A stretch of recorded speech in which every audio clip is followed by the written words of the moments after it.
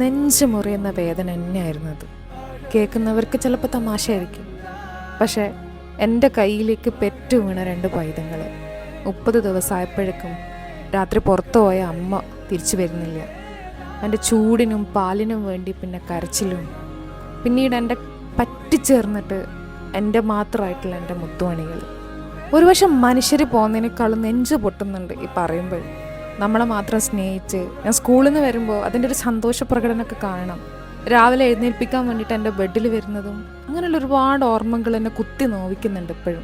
1 വയസ്സ് കഴിഞ്ഞ ഈ ജൂൺ 15-ന് എന്ത് ആക്രാന്തത്തോടെ നിന്നിരുന്ന എൻ്റെ മോന് 2 ദിവസം ഒരൊറ്റ വെള്ളം പോലും കുടിക്കാനാവാതെ പോയത്.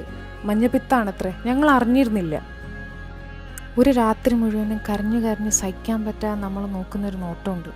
നമുക്കും അതിൻ്റെ ഒപ്പരം കരയാനേ പറ്റുള്ളൂ. ഇതൊന്നും എല്ലാവർക്കും പറഞ്ഞാൽ മനസ്സിലാവില്ല.